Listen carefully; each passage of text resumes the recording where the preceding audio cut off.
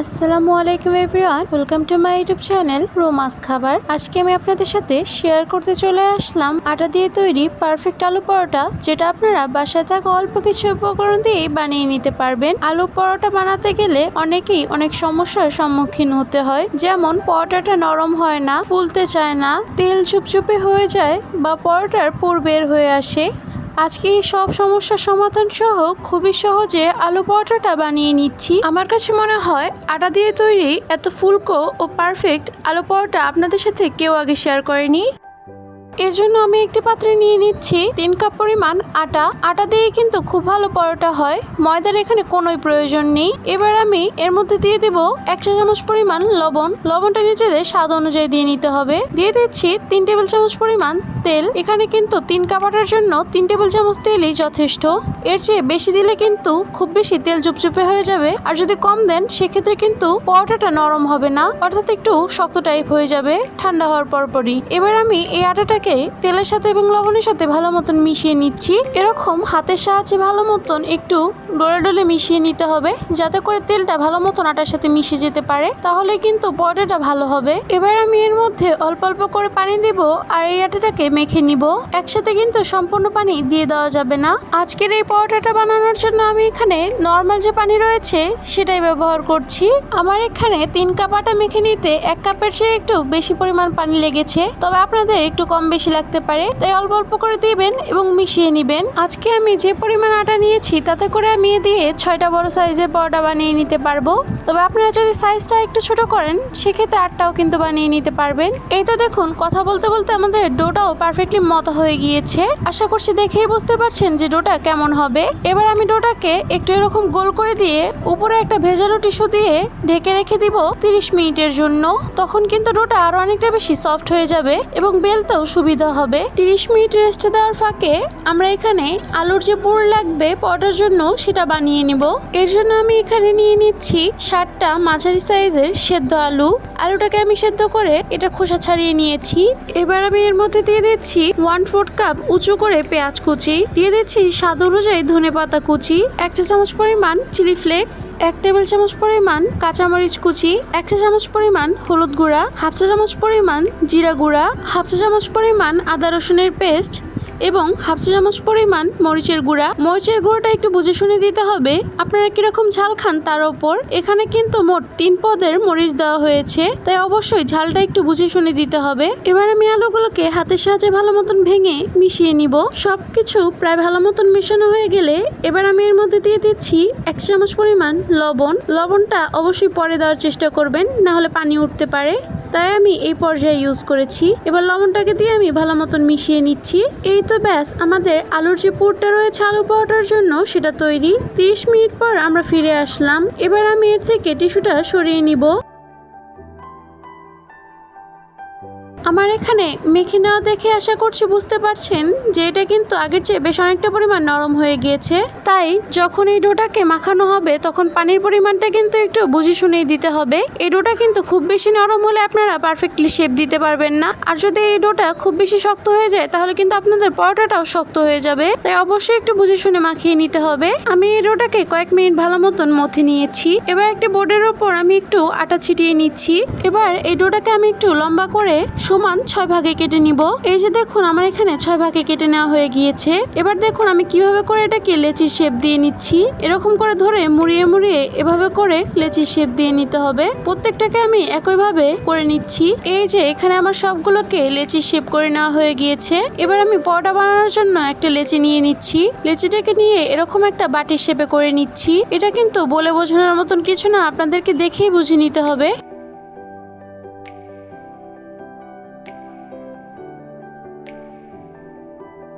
এই যে বাটি শেপ করে নেওয়া হয়ে গিয়েছে। এবার আমি এর মধ্যে আলুর যে পুর রয়েছে সেটা ভরে দিচ্ছি। আলুর পুরটা ভরে নেওয়া হয়ে যাওয়ার পরে আমি এরকম সাইড দিয়ে টেনে টেনে একটু বড় করে নিচ্ছি। আর দেখুন আমি কিভাবে করে এটার মুখটা বন্ধ করে দিব।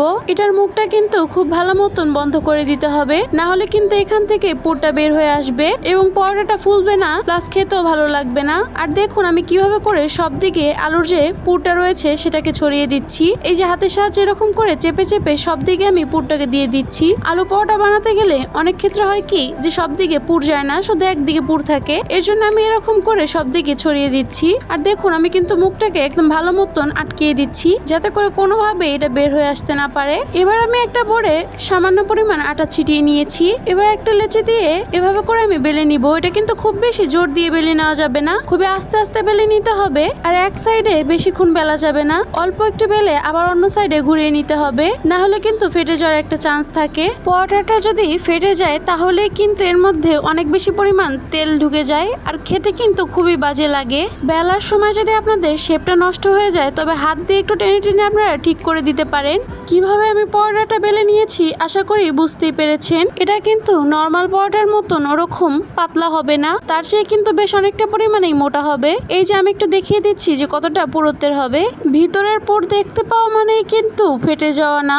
যদি ফেটে যায় সেক্ষেত্রে কিন্তু পুরগুলো বেরিয়ে হয়ে আসে, সেটা কিন্তু বোঝাই যায়। তাই আপনারা বেলার সময় কিন্তু খেয়াল করে বেলবেন। এই পরোটাগুলো বানানোর পরে কিন্তু একদমই অপেক্ষা করা যাবে না, সাথে সাথে ভেজে নিতে হবে। এর জন্য আমি আগে থেকে একটা প্যান গরম করে নিয়েছিলাম চুলায়। এবার আমি এর মধ্যে পরোটাটা দিয়ে দিচ্ছি, দিয়ে 30 সেকেন্ডের মতন মিডিয়াম আঁচে ভেজে নিচ্ছি এক সাইড। চুলার আঁচটা কিন্তু মিডিয়ামে রয়েছে।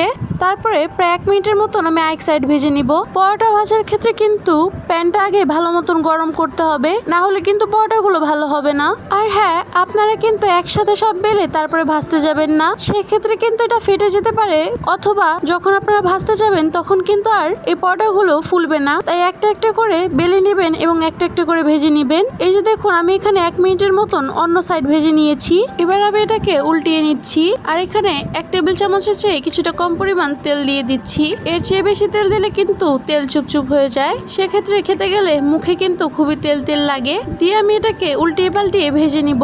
প্রথম যে পরোটাটা আপনারা ভাজবেন সেটা কিন্তু খুব একটা বেশি ভালো হবে না। যে কোনো কিছু যদি আপনারা প্রথমে করতে যান, যেমন ধরেন পিঠা, সেটাও কিন্তু ভালো হয় না, কিন্তু পরের বার থেকে কিন্তু ভালো হয়। এরকমই এই প্রথম পরোটা কিন্তু ভালো হবে না বা ফুলবে না, পরেরগুলো কিন্তু খুব ভালো মতনই ফুলে যাবে। এই যে এটাকে ভাজা হয়ে গিয়েছে, এবার আমি উঠিয়ে নিচ্ছি। প্যানটাকে ভালো মতন গরম করে এর মধ্যে আরেকটা পরোটা দিয়ে দিচ্ছি, দিয়ে আমি 30 সেকেন্ডের মতন নিচের সাইড ভেজে নিচ্ছি। তারপর এটাকে উল্টিয়ে দিচ্ছি, 1 মিনিটের মতন ভেজে নিচ্ছি, যাতে করে সব দিকে সমানভাবে হতে পারে। উল্টিয়ে দিয়ে এটাকে ঘুরিয়ে ঘুরিয়ে 1 মিনিট ভাজা হয়ে গেলে এটাকে উল্টিয়ে দিয়ে 1 টেবিল চামচের চেয়ে কিছুটা কম পরিমাণ তেল দিয়ে দিচ্ছি। তেল দিয়ে অন্য সাইডও প্রায় 45 সেকেন্ডের মতন ভেজে নিচ্ছি। এবার এটাকে উল্টিয়ে ভেজে নিচ্ছি। এই যে দেখুন এখানে কিন্তু আস্তে আস্তে পরোটাটা ফুলে উঠছে। মাশাআল্লাহ, আমাদের পরোটা কতটা বেশি ফুলে উঠেছে। এরকম করে আমি বাকিগুলো ভেজে নিব। পরোটা কিন্তু খুব বেশি একটা ভাজা দিলে ভালো লাগে না, হালকা ভাজাটাই কিন্তু ভালো লাগে। তবে আপনারা যারা কড়া ভাজা পছন্দ করেন তারা কড়া ভাজাও দিয়ে নিতে পারেন। তবে আমার কাছে একটা পোড়া পোড়া স্মেল আসে, যার কারণে আমি একদমই ওটা পছন্দ করি না। কে কে আমার মতন হালকা ভাজা পছন্দ করেন অবশ্যই কমেন্ট করে জানাবেন, বা কে কে একটু কড়া ভাজা পছন্দ করেন তারাও কিন্তু কমেন্ট করে জানাতে পারে। আর দেখুন এই পরোটাটাও কতটা পরিমাণ ফুলকো হয়েছে। আজকে আমি যতগুলো পরোটা বানিয়েছি সবগুলোই কিন্তু এরকমই ফুলকো ফুলকো হয়েছে। আপনারাও যদি আমার এই রেসিপিটি ফলো করে বাসায় তৈরি করেন তবে অবশ্যই আপনাদের রেসিপিটিও কিন্তু এরকম পারফেক্ট হবে। এর সাথেই তৈরি হয়ে গেল আমাদের সহজ এবং পারফেক্ট আটা দিয়ে তৈরি এই আলুর পরোটা। আমি কিন্তু পরোটা পার্সোনালি একদমই পছন্দ করি না, বাট এই পরোটাটা কিন্তু আমার মোস্ট ফেভারিট একটা আইটেম। এই যে এখানে আমি এই পরোটাটাও ভেজে নিয়েছি। আমাদের সহজ পরোটাটা কিন্তু তৈরি হয়ে গিয়েছে। আমি এখানে একটা পরোটা আপনাদেরকে ছিঁড়ে দেখিয়ে দিচ্ছি যে কতটা পরিমাণ সফট হয়েছে, আর ভেতর থেকে আলুর যে পুরটা রয়েছে সেটাও দেখুন কতটা সমানভাবে ছড়িয়ে গিয়েছে। একদম সব জায়গায় আলুর পুর রয়েছে। আজকের আমার এই রেসিপিটি এবং যদি আমার দেওয়া সব টিপসগুলো ফলো করে আলু পরোটাটা তৈরি করেন তবে ইনশাল্লাহ আপনার রেসিপিটিও কিন্তু আমার মতন পারফেক্ট হবে। আপনারা চাইলে এটাকে শুধু শুধু খেয়ে নিতে পারেন, অথবা যে কোনো সবজি মাংসের সাথেও সার্ভ করতে পারেন, অথবা টমেটো সস দিয়ে খেতেও কিন্তু খুব বেশি ভালো লাগে। আজকের এই সহজ রেসিপিটি যদি ভালো লেগে থাকে তাহলে প্লিজ আমার চ্যানেলটিকে সাবস্ক্রাইব করে দিবেন, আর যারা পেজ থেকে দেখছেন তারা একটি ফলো করে পাশে থাকবেন। সম্পূর্ণ রেসিপিটি দেখার জন্য অসংখ্য ধন্যবাদ। সবাই সবার জন্য দোয়া করবেন। সবাই ভালো থাকবেন। আল্লাহ হাফেজ।